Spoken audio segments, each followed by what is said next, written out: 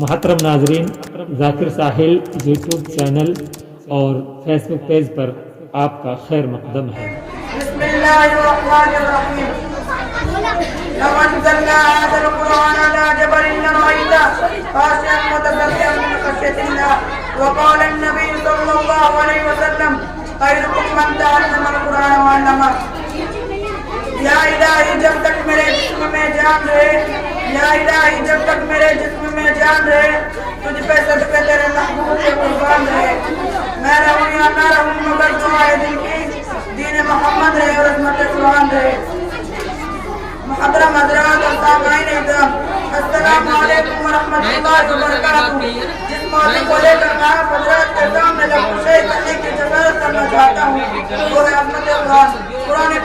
قرآن مجید اللہ تبارک و تعالیٰ کی وہ آخری کتاب ہے جس میں سابقہ آسمانی کتابوں اور صحیفوں کی معتدل و مناسب تعلیم درج ہے۔ قرآن مجید اس کائنات کے لیے روح اور حقیقی حیات ہے۔ اللہ رب العزت نے اس کتاب کو کتابوں میں سب سے اعلیٰ اور افضل درجہ عطا فرمایا ہے۔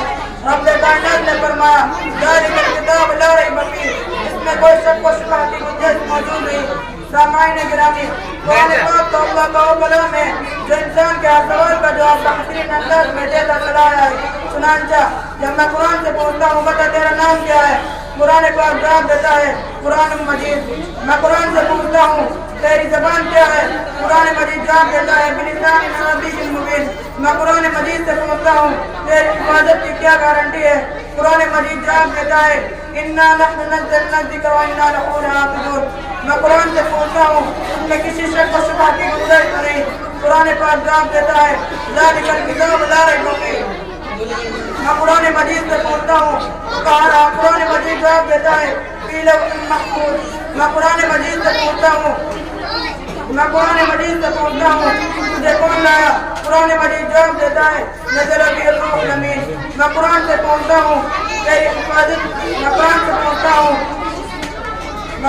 پوچھتا ہوں تو کس مہینے میں نازل ہوا، قرآن مجید جواب دیتا ہے شہر رمضان الذی انزل فیہ القرآن۔ میں قرآن سے پوچھتا ہوں تو کس رات میں نازل ہوا، قرآن مجید جواب دیتا ہے انا انزلناہ فی لیلۃ القدر۔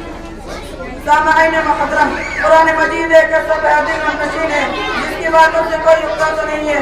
قرآن مجید ایک ایسا بلند کلام ہے کہ اس کو جتنا پڑھا جائے، جتنا دوہرایا جائے، جتنی بار تکرار کیا جائے، اتنا ہی اس پر مزہ آتا ہے۔ اس کے حاصل کرنے والے افراد کے فضائل کے بارے میں سرور کائنات